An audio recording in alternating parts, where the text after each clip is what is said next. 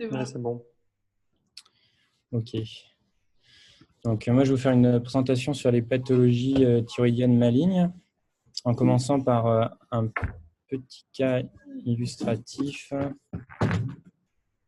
Juste que je retombe dessus. Ouais, vous l'avez là? Ouais, ouais. Ouais. Donc, Madame K, c'est une patiente de 55 ans qui était suivie et connue en ORL pour un goitre multinodulaire, qui avait par ailleurs des troubles bipolaires et qui présentait une histoire de carcinome pulmonaire traité à multiples reprises par chirurgie au niveau pulmonaire, avec une récidive métastatique encéphalique traitée chirurgicalement en 2017, une récidive pulmonaire traitée par radiothérapie stéréotaxique en 2018, et dans les suites récentes, il y a une découverte de métastases surrénaliennes qui avait été traitée en septembre 2019.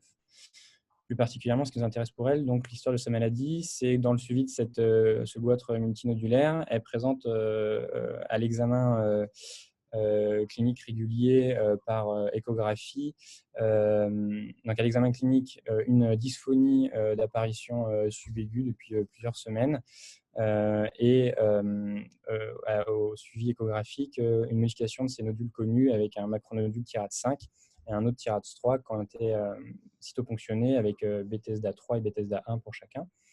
L'examen clinique retrouvait en ORL une paralysie récurrentielle gauche qui avait fait éliminer dans un premier temps, en rapport à ses antécédents néoplasie pulmonaire, une cause à mettre en lien avec une éventuelle récidive métastatique pulmonaire au niveau médiastinal, par exemple. Donc, elle a eu un bilan qui avait écarté une cause pulmonaire et un TEP scanner qui avait montré une hyperfixation au niveau du lobe thyroïdien gauche. Elle avait bénéficié du coup d'un nouvel examen à la suite avec cytoponction qui retrouvait un nodule TIRADS 5, Bethesda 5 à droite et un TIRADS 3 avec à la cytoponction des cellules carcinomateuses peu différenciées et une thyroglobuline qui était négative. Donc, il y avait une indication de chirurgie qui avait été repoussée devant également la découverte de la métastase surrénalienne gauche qui avait été prise en charge dans un premier temps.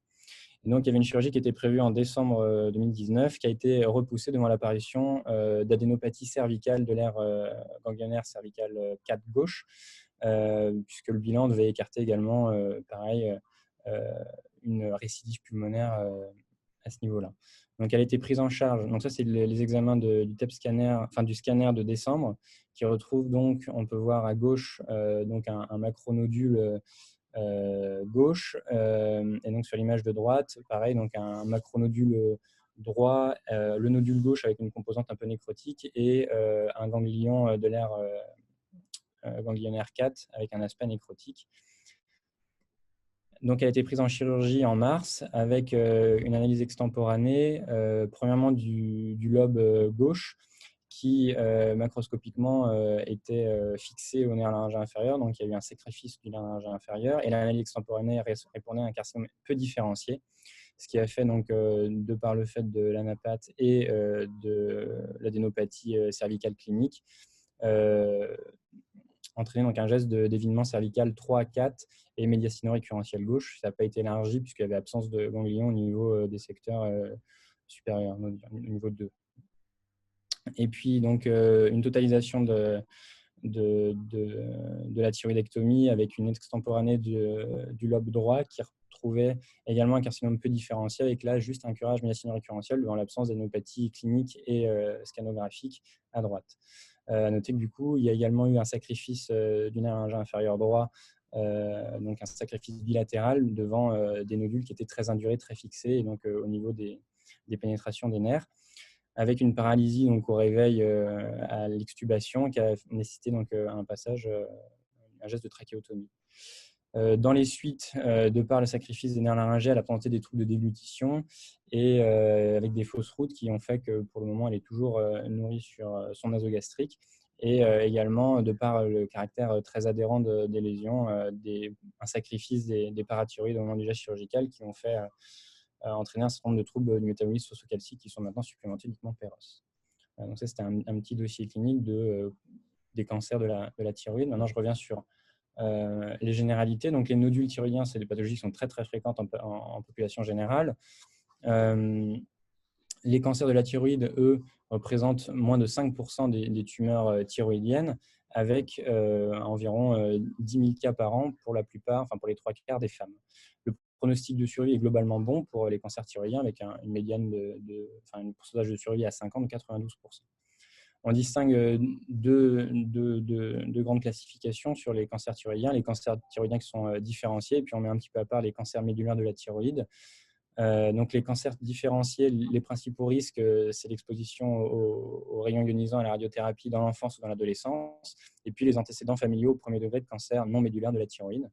À un moment donné, il a été évoqué que la carence en iode pouvait prédisposer à ces types de cancers, mais en fait, ils ne prédisposent pas, c'est juste qu'ils sont un peu plus fréquents. Enfin, le cancer folliculaire est un peu plus fréquent chez ces types de patients. Et concernant les cancers médulaires de la thyroïde, le principal facteur de risque, c'est les antécédents familiaux qui peuvent s'inscrire dans le cadre d'une mutation du protoncogène RET dans le cadre des néoplasies endocriniennes multiples, soit de type 2, 2A ou 2B. Pour poursuivre, donc, les modes de découverte de la pathologie maligne thyroïdienne sont en général souvent de découverte plutôt fortuite sur un nodule diagnostiqué lors d'un bilan autre, notamment par exemple, les échodoppler des troncs supraortiques. Dans un quart des cas, on retrouve également des lésions thyroïdiennes sur des analyses définitives de pièces de thyroïdectomie qui ont été retirées ont été motivées pour des pathologies bénignes de la thyroïde, type des bases d'eau déséquilibrées. Parfois, ça peut être sous forme d'une adénopathie cervicale isolée qui, dans son bilan, amènera à la découverte de ce cancer. Plus rarement, ça peut être sur des signes fonctionnels, essentiellement plutôt de la dysphonie, parfois sur les cancers très invasifs. Ça peut être dysphagie ou dyspnée sur grosses atteintes bilatérales des récurrents, ou même des atteintes compressives au niveau de la trachée. Beaucoup plus rarement, ça pourrait être sur un bilan de découverte de métastases à distance, que ce soit pulmonaire ou osseuse notamment, et parfois également dans les cadres d'enquête familiale sur les cancers notamment de la médulaire de la thyroïde, chez les patients donc, qui ont dans leurs ascendants des gens qui ont été donc, dépistés et pour lesquels on a fait un bilan donc, de mutation génétique. Le bilan initial commence évidemment par un interrogatoire sur le mode d'installation des éventuels troubles fonctionnels ou d'apparition des adénopathies ou du nodule thyroïdien, l'anamnèse donc de cette pathologie et également dans la famille, savoir s'il y a des antécédents familiaux, quel type au niveau thyroïdien, de cancer ou non, ou d'autres gestes. Ça se poursuit évidemment par la palpation cervicale à la fois donc, de la loge thyroïdienne, mais aussi des aires ganglionnaires à la recherche justement d'adénopathies cliniques au niveau cervical, et pour essayer également de caractériser le nodule au niveau thyroïdien s'il est palpable. Et puis, on va pouvoir également réaliser parfois des gestes de nasofibroscopie si associé à ça, on a un tableau de dysphonie, de dysphagie, de dyspnée pour éventuellement mettre en évidence une atteinte récurrentielle ou autre. Ça se poursuit par un bilan biologique. Le bilan se poursuit par un bilan biologique en commençant par un dosage de la TSH pour distinguer d'une part l'hyperthyroïdie des œufs ou des hypothyroïdies. Dans le cadre des hyperthyroïdies, c'est très rare que les nodules soient malins, moins d'1% des nodules chauds sont malins, alors que dans les œufs et les hypothyroïdies, directement, on va considérer s'il y a un nodule palpé ou sur une échographie, ce nodule comme un peu plus suspect. Et puis, on peut également doser la calcitonine, qui est un marqueur précoce pour le diagnostic des cancers médulaires de la thyroïde, sachant que dans ces normes, dans ces seuils inférieurs, il peut y avoir un certain nombre de faux positifs, notamment chez les hommes ou dans les cadres de thyroïdite, de gastrite, ou des choses comme ça. Donc, il faut bien, si jamais les seuils sont un peu bas, il peut y avoir parfois des faux positifs. Le bilan se poursuit au niveau de l'imagerie par une échographie qui sera de la thyroïde et des aires ganglionnaires par un radiologue qui sera expérimenté et qui pourra donc classifier le nodule selon la classification E-TIRAD, donc une classification scanographique qui s'attache à repérer un certain nombre de critères. Parmi les principaux critères de malignité, on va retrouver l'absence de microcalcification au niveau des nodules, des contours irréguliers, des zones de kystisation, une hypervascularisation qui sera centrale ou un aspect hypoéchogène. Donc, tout ça nous permet d'avoir un score radiologique qui ensuite permet de statifier un petit peu le nodule et nous permet de savoir s'il est à risque faible, bénin, intermédiaire ou risque élevé. Vous pouvez voir à droite un tableau qui récapitule en fonction de la classification les pourcentages de malignité à l'histologie. Le gold standard ensuite, ce sera la cytologie qui sera idéalement éco-guidée et qui sera dirigée pour les nodules, qui sera indiquée pour les nodules de plus de 10 mm, qui permettra ensuite, en fonction de l'analyse des cellules cytoponctionnées, une classification qui se fait selon la classification de Bethesda. Il faut savoir que cette cytoponction, si elle est faite avec une lecture extemporanée, amène dans moins de 1% des cas du matériel non contributif. Donc, l'idéal, c'est une cytoponction éco-guidée avec une lecture extemporanée des lames. L'American Thyroid Association indique la possibilité pour des nodules jugés bénins ou à faible risque, tirade 2-3, de réaliser une cytoponction uniquement pour des nodules un peu plus gros que 10 mm, autour de 15 voire 20 mm. Ici, un petit tableau qui vous indique, en fonction de la classification Bethesda, le pourcentage de cancer en fonction et la conduite thérapeutique à tenir. Donc, on voit qu'effectivement, à partir des lésions 5, la lésion 5, c'est la suspicion de cancer, on se dirige directement vers une chirurgie qui sera également à but diagnostique. Et pour la 6, c'est qu'on a déjà une documentation avant. Voilà. Concernant donc, les tumeurs qui sont classées 5 et 4, donc, ce que je disais, c'est qu'on fait une chirurgie qui sera à but diagnostique, puisque on est devant des pathologies, des tumeurs qui sont très suspectes. Il faut savoir que l'analyse extemporanée des pièces opératoires a peu d'intérêt dans les tumeurs classées Bethesda 4, puisque le diagnostic se fait sur des arguments architecturaux qu'on verra uniquement à l'analyse définitive, tandis que pour les lésions classées Bethesda 5, il y a une bonne fiabilité de l'analyse extemporanée, ce qui peut nous permettre ensuite de modifier un petit peu le geste chirurgical s'il y a besoin de faire un curage dans le même temps ou éventuellement une totalisation. Les deux principaux types donc je disais, il y a deux grandes catégories de cancers de la thyroïde, les cancers bien différenciés et les cancers médulaires de la thyroïde. Dans les cancers différenciés, donc, qui sont les principaux types de cancers, dans 95% des cas, 80% de ces types de cancers sont des cancers papillaires qui sont plutôt lymphophiles. Et globalement, dans les 20% restants, c'est plutôt les carcinomes vésiculaires ou folliculaires qui sont plutôt hématophiles, qui ont tendance à donner plutôt dans ce cas-là des métastases à distance, notamment au niveau osseux. Il y a tout un tas d'autres cancers plus ou moins différenciés également, mucoépidermoïdes, etc., qui sont un peu plus rares, que je n'ai pas détaillés. Ici, la classification TNM des cancers bien différenciés de la thyroïde. Globalement, avant T2, c'est des cancers qui ne dépassent pas la capsule T2, c'est en dessous de T1 ou T2, c'est des cancers qui ne dépassent pas la capsule thyroïdienne et qui font moins de 4 cm, moins de 1 cm pour les T1, moins de 2 cm pour les T1, pardon. À partir de T3, c'est des tumeurs qui font plus de 4 cm ou qui ont une extension extra-thyroïdienne, donc plus ou moins étendue. Pour les T4, ça peut aller jusqu'à des extensions profondes vers la trachée, l'œsophage, ou antérieures en T4B vers les aponévroses prévertébrales ou vers les vaisseaux. Ensuite, la classification sur le staging ganglionnaire se fait sur des adénopathies dans le compartiment central en N1A ou dans les compartiments cervicaux latéraux unis, bi ou contralatéraux, c'est du N1B, pardon. Et puis après, la classification sur les métastases se fait en M0 ou M1 si on a des métastases à distance. Donc plutôt, en général, plutôt pulmonaire ou osseuse. Il existe un certain nombre de facteurs de mauvais pronostic de ces cancers, notamment le sexe masculin après 45 ans. Également au niveau de l'analyse histologique de la tumeur, il y a un certain nombre de caractéristiques qui sont plutôt de mauvais pronostics en fonction des différents types de cancers. On peut citer par exemple pour les cancers papillaires une analyse avec des cellules cylindriques, ou chez les carcinomes vésiculaires les formes invasives faiblement différenciées. Sur la classification TNM aussi, toutes les tumeurs qui seront en T3, à partir de T3 ou T4, sont évidemment de plus mauvais pronostics. La multifocalité également, ou l'extension ganglionnaire locale ou à distance. On a également des facteurs de mauvais pronostic de ces tumeurs-là sur le traitement donc chirurgical si jamais on a une résection incomplète, ou si jamais il y a une mauvaise réponse ou une absence de traitement donc une mauvaise réponse à l'irathérapie, ou une absence de traitement carrément à l'irathérapie si elle n'a pas été faite. Et puis, dans le suivi, on dose, je vais revenir dessus, la thyroglobuline. Si jamais elle reste élevée dans les suites, c'est également un critère de mauvais pronostic.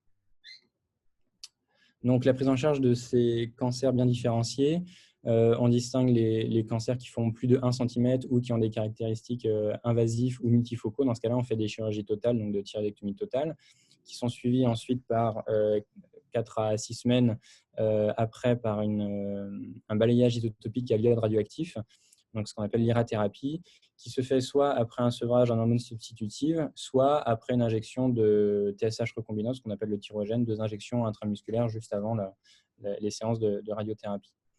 Ensuite, l'objectif dans ces cancers, c'est de maintenir une réponse, d'entretenir une réponse freinatrice sur l'axe thyréotrope, donc avec une supplémentation qui surveillera ensuite la TSH qui doit être inférieure à 0,1. Et on suit également donc, dans les suivis au niveau biologie, donc la TSH, la thyroglobuline et un suivi échographique au niveau local. Pour les cancers qui font moins de 1 cm, qui sont unifocaux et qui n'ont pas de critères invasifs, ça dépendra du geste initial qu'on aura fait.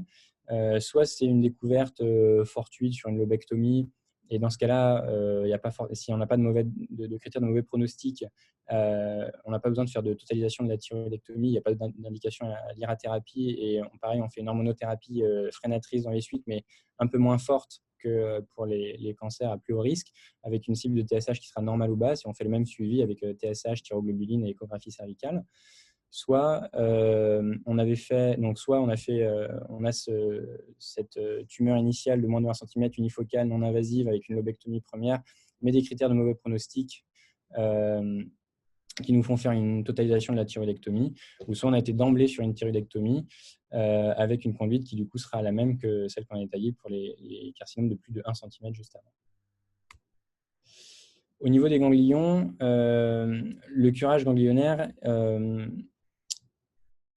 donc ça dépend en fait du geste qu'on a réalisé. Si jamais on a un curage ganglionnaire qui n'a pas été réalisé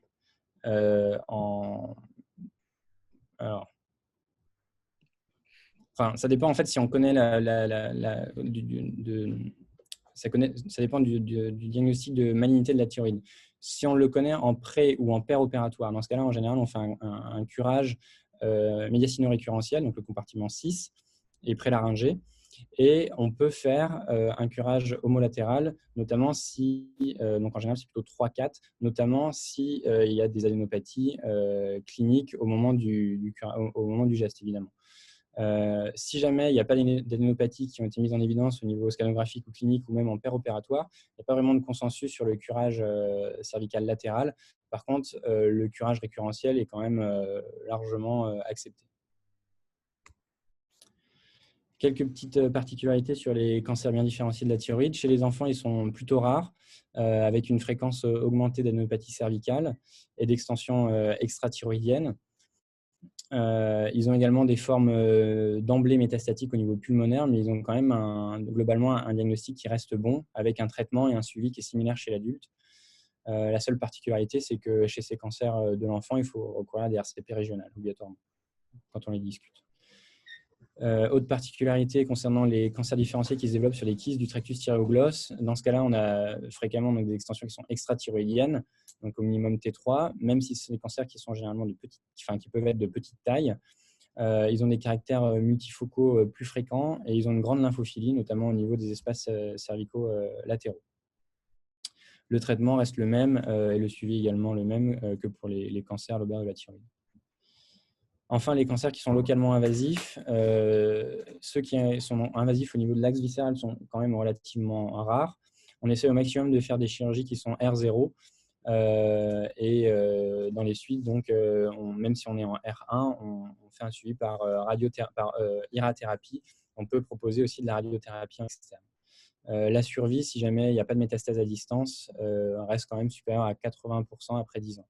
Si jamais le patient est inopérable ou réfractaire au traitement classique ou il est métastatique, il y a des réseaux de recours pour discuter les traitements au niveau de la thyroïde qui s'appelle le réseau national TUTIREF, dans lequel on discute des thérapies un peu plus particulières, thérapie ciblée, thérapie génique ou d'immunothérapie.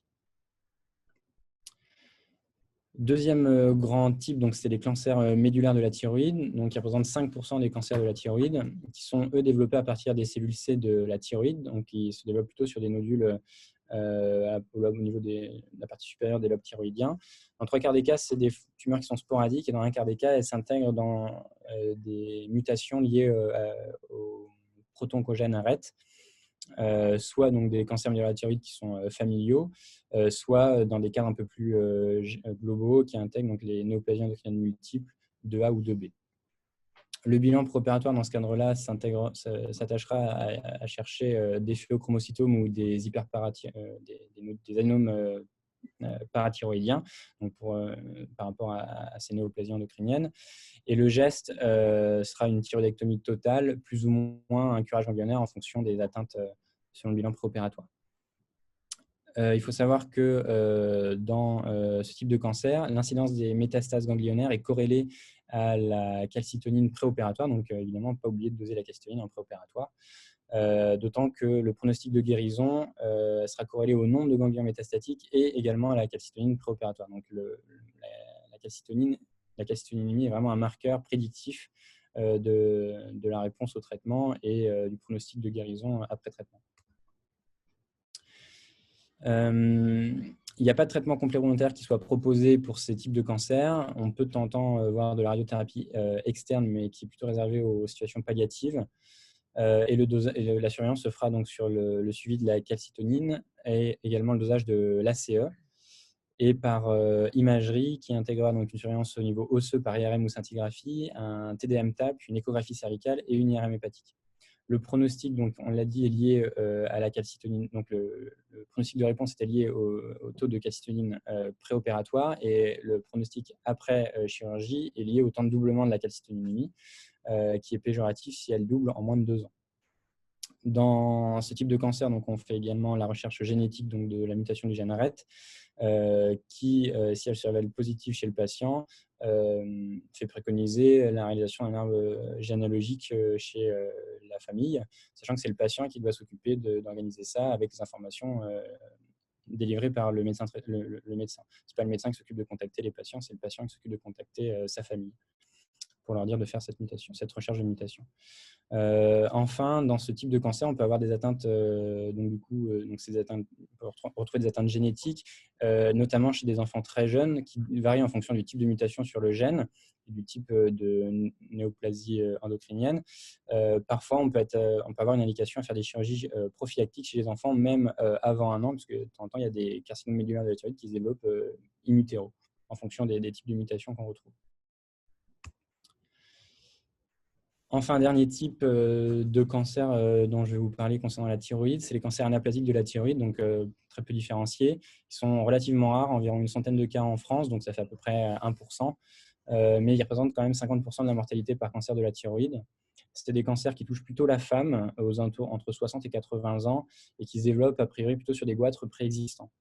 La présentation se fait sous forme d'une volumineuse tumeur thyroïdienne qui augmente rapidement de volume et qui va présenter des signes compressifs ou d'atteinte fonctionnelle au voisinage de la thyroïde. Donc dyspnée, dysphonie sur atteinte récurrentielle. Il faut savoir que les métastases, notamment au niveau de l'os ou des poumons, sont relativement fréquentes dès le diagnostic, avec environ 50% d'atteinte métastatique au moment du diagnostic. Le diagnostic se fait à l'immunohistochimie et non à la cytologie. Et le principal diagnostic différentiel, puisque c'est des tumeurs très peu différenciées, c'est le lymphome. Le bilan d'extension et de suivi sera réalisé par un TEP-TDM.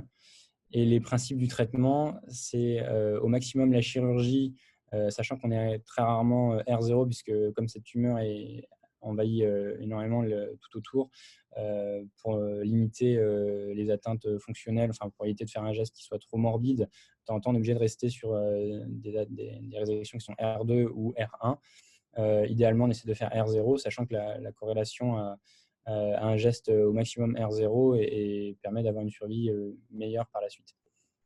Et puis, un geste chirurgical local et un traitement systémique qui améliore la survie. Donc, c'est un cancer pour lequel on ne guérit pas vraiment. Le traitement de référence, c'est de la doxorubicine, de la cisplatine et de la radiothérapie hyperfractionnée accélérée. Et même avec tout ça, on a des médianes de survie qui sont très courtes, à 3 mois, et une survie à 1 an qui est aux alentours de 20%, qu'on améliore donc, si on a un geste chirurgical qui est plus satisfaisant. Voilà. C'est tout pour moi. Ok, bon, ben écoute, merci pour la présentation. Est-ce que vous avez des questions là, à poser sur les cancers de la thyroïde que vous avez jamais osé poser, s'il y a des choses qui vous posent problème, c'est le moment. Donc, allez-y, n'hésitez pas. Moi, je voulais juste revoir, pour les curages, on fait. J'ai mis ouais, j'ai le micro, hein. Ah ouais, c'est bon. Pour les curages, on fait toujours le médiastino-récurrentiel. Alors, les indications du curage Juste un peu les médiastino-récurrentiel, basiques, c'est bon. Si on parle des cancers d'origine différentiels. vésiculaire, hein, c'est-à-dire ce que tu as appelé les cancers différenciés, ces cancers d'origine vésiculaire, ils sont lymphophiles. Et donc, nous, on fait partie des écoles qui préconisons systématiquement d'avoir un bilan ganglionnaire qui accompagne le geste chirurgical. C'est-à-dire qu'on fait une lobectomie ou une thyroïdectomie totale et on fait systématiquement, même pour les microcarcinomes ou les carcinomes peu invasifs, un curage du compartiment central. Ça permet d'avoir un staging du compartiment central. Okay, ça évite qu'on se retrouve dans des discussions de RCP où on a du NX. NX, c'est on ne sait pas ce qu'il y a dans les ganglions. Donc voilà. Alors les indications, alors juste pour préciser le compartiment central, il y a 4 secteurs dans le compartiment central. Il y a un latérotrachéal droit, un latérotrachéal gauche, un pré-trachéal ou médiastinal supérieur et un prélaryngé, donc ganglion delphien. Okay, donc vous avez 4 secteurs à évider dans le compartiment central bilatéral, si on veut faire un bilatéral. Okay, la plupart du temps, on ne fait pas ça, on fait un évidement du compartiment central unilatéral, c'est-à-dire un latérotrachéal du côté de la tumeur, prélaryngé, donc ganglion delphien, et puis prétrachéal. Okay, donc ça, c'est le minimum de ce qu'on peut faire en termes de curage, c'est compartiment central unilatéral. Et nous, on le recommande pour le faire, de le faire pour tous les cancers thyroïdiens. Et si le cancer est très invasif ou s'il y a une atteinte ganglionnaire macroscopique du compartiment, par exemple latérotrachéal ou homolatéral, à ce moment-là, on fait un latérotrachéal bilatéral. Okay, Et quand on fait et quand il y a des atteintes ganglionnaires latérales, enfin au niveau des zones 3-4, on commence par un curage 3-4 et ensuite, si jamais on n'a rien en clinique et en scannographique, on fait une totalisation du curage cervical ou on reste sur des zones 3-4 Non, non. Si on décide de faire un latéral de nécessité, c'est-à-dire qu'il y a un ganglion visible, on fait tout le latéral. Okay, à tout latéral, voilà. d'accord. En sachant que les atteintes ganglionnaires des carcinomes thyroïdiens, ça concerne tous les ganglions d'un secteur, quoi. Donc, si on est sur un latéral, par exemple, on a un niveau 4, c'est souvent le cas, un susclaviculaire à droite, mais il faut faire tout le latéral complet. On ne fera pas le 1, mais après, on fait 2, 3, 4, 5. Quoi. Voilà. D'accord. Okay. Vous avez une recommandation qu'on a écrite dans le service pour la Société française, en publiant en 2012 dans les annales françaises d'ORL, où il y a les indications des curages. Il est en libre accès sur PubMed. C'est les indications de curage. Donc, vous tapez SFORL recommandation pour les cancers différenciés de la thyroïde sur le curage. OK. Vous avez d'autres questions? Alors, s'il n'y a pas d'autres questions, moi, je vais juste préciser deux, trois trucs dans la présentation. Alors, d'abord, si je reprends dans l'ordre, hein, les critères de pronostic, ils ont été un petit peu revus au niveau de l'âge. On a élevé le seuil. Avant, c'était 45 ans, effectivement, où on avait un très bon pronostic en dessous de 45 ans et un plus mauvais pronostic au-dessus. Là, maintenant, c'est plutôt 55 ans. Donc, on a un très bon pronostic chez les gens qui sont de moins de 55 ans, quel que soit le stade de la tumeur, hein, pour les cancers différenciés de souche vésiculaire. Et au-delà, c'est plutôt 55 ans la limite. Tu as parlé des formes un petit peu agressives, ouais, on appelle ça les variants agressifs. Hein. Les variants agressifs, ce sont ce qui est carcinome oncocytaire, les cellules hôtes, les TOL cells, les, TOL cells, voilà, ça sont des critères cellulaires qui sont de mauvais pronostics. Il y en a d'autres. Hein. Il y a toute une série de sous-types de variants agressifs qui ne partagent pas du tout le même bon pronostic que les carcinomes papillaires classiques, quoi. Donc, il y a une opposition entre les carcinomes papillaires classiques et les variants agressifs qui sont complètement différents, voilà, de ce que tu as écrit là, donc les cylindriques, cellulotes, insulaires, ou les carcinomes oncocytaires, etc. Ce sont des tumeurs beaucoup plus agressives, beaucoup plus métastasiantes. Ce sont ceux-là qu'on a du mal à guérir quand même, hein. Ça, il faut bien en reconnaître. Alors que les papillaires classiques, on arrive bien à les guérir. Donc ça, c'est OK. La préconisation de l'American Thyroid Association, de l'ATA, c'est en fait, eux, ils préconisent de faire des thyroïdectomies totales qu'au-delà, enfin, en tout cas, ils mettent la limite à 4 cm. C'est-à-dire qu'en dessous de 4 cm, ils valident le fait de ne faire qu'une lobectomie. Bon, nous, en France, on n'est pas aussi radicaux, mais jusqu'à 2 cm, on pense qu'on peut faire une lobectomie si tous les autres critères autour sont bons. C'est-à-dire, il n'y a pas de multifocalité, ce que tu as marqué, il n'y a pas de dépassement de la capsule, il n'y a pas d'extension ganglionnaire, des choses comme ça. Donc, on peut faire une lobectomie. En France, c'est communément admis, hein, il n'y a pas de publication qui l'a établi, mais autour jusqu'à 2 cm.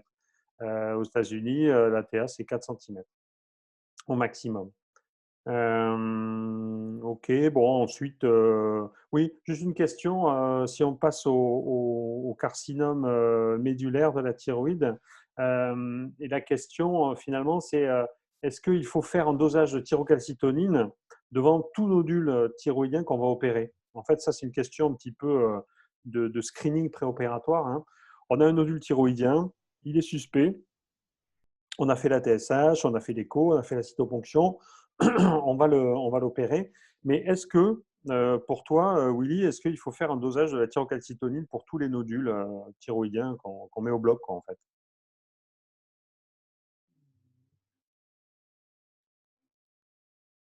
Je t'entends pas. Je sais pas si tu as le micro coupé. Et voilà. Oui, pour moi, il faut le faire une fois et ensuite, on n'a pas besoin de le refaire s'il était normal. Ouais. Bon, alors c'est une question qui est assez discutée aussi parmi les endocrinologues, hein. Dans les recommandations, ils disent qu'on peut le faire de manière systématique et que c'est pas opposable, c'est-à-dire que si on le fait pas, c'est pas une faute. Moi, j'avoue que j'essaie de le faire le plus possible, ouais, d'y penser tout le temps parce que ça change radicalement la conduite à tenir. Tu l'as dit, si jamais il y a une élévation de la thyrocalcitonine et qu'on se retrouve non pas devant un papillaire mais une probable médulaire, comme tu as dit, il faut chercher le phéochromocytome. On n'est pas du tout dans la même, on n'est pas du tout dans la même, dans le même domaine, quoi. Voilà. Donc moi je vous conseille pour mettre un malade au bloc opératoire de faire un dosage à la prise de sang de la thyrocalcitonine. Ok. Voilà, bon, après pour le reste, bon, tout était pas mal, tout était bien même. Le truc, le cas clinique dont tu as parlé, c'est l'exception de l'exception, c'est-à-dire les métastases intrathyroïdiennes, hein, de cancer. On le voit pour les côlons, on le voit pour moi j'ai vu pour les seins, là c'était pour un poumon. Bon, c'est des choses qui sont exceptionnelles. Maintenant, il faut penser que oui, effectivement, ça existe, hein. Voilà. Les lymphomes, tu en as parlé, c'est le diagnostic différentiel de cancer indifférencié. C'est de très bons pronostics, ça, en revanche, au contraire des cancers indifférenciés. Donc, c'est sûr qu'il faut là aussi l'évoquer et le rechercher. De toute façon, c'est recherché sur les biopsies. Donc, voilà, on a vu un peu tout le panel des cancers thyroïdiens. Voilà. Est-ce qu'il y a des questions ou des commentaires? C'est bon? On a fini. Bon, je pense que ça a quand même bien fonctionné, ce format par Zoom, là. Donc, voilà, on continue comme ça. La semaine prochaine, essayez de rester calé sur le planning prévisionnel, même s'il y a des séances qui ont sauté, c'est-à-dire que vous les supprimez, les séances qui ont sauté, on ne les décale pas, on les fera pas, et on se cale sur le planning prévisionnel pour la semaine prochaine. OK? À propos du planning de la semaine prochaine, il y a au A, nous, c'est pathologie canalaire de la. Non, c'est C'est ça, les glandes salivaires, ouais. Pathologie pathologie canalaire. canalaire. Il y avait déjà un topo qui avait été fait par Emmanuel, il me semble, il y a quelques temps. Ouais, c'est pas faux. Du Donc, coup, je voulais savoir si c'était qu'il fallait enfin, s'il y avait d'autres choses à ben, évoquer. le cancer du larynx, je pense qu'on l'avait fait sauter la dernière fois. Oui, c'était censé être il y a 2 Ouais, semaines. donc on pourrait mettre cancer du larynx à la place. C'est vrai qu'Emmanuel, elle avait fait la pathologie, ça c'est un doublon. Et pour le côté B, c'était appareillage auditif de l'enfant et de l'adulte. Hein. C'est ça? Ok. Ouais, oui, c'est ça. Ouais. Donc, et normalement, la semaine d'après, il y a le staff implant, mais je ne sais pas si le staff implant aura lieu. Donc, Voilà. Pour l'instant, les staff implants, là, on est en stand-by puisqu'on ne voit plus personne. Donc, je pense que le staff implant risque de sauter. d'accord. Bon, ben, alors, soit on peut mettre un cours. Hein, s'il n'y a pas le staff implant, on peut mettre. De toute façon, moi, je vais prolonger du coup, comme vous allez rester un mois de plus, je vais prolonger la liste. Et puis, on va dire que je vais prévoir quelque chose pour le 22 avril à la place du staff implant. Et puis, si jamais il y a le staff, ben, on annulera. Mais s'il n'y a pas de staff, on fera une réunion de cours comme ça à 17h. OK? Parfait. Allez, ça marche. Allez, portez-vous bien et à bientôt. Au revoir. Au revoir. Au revoir. Au revoir. Au revoir. Au revoir. Merci.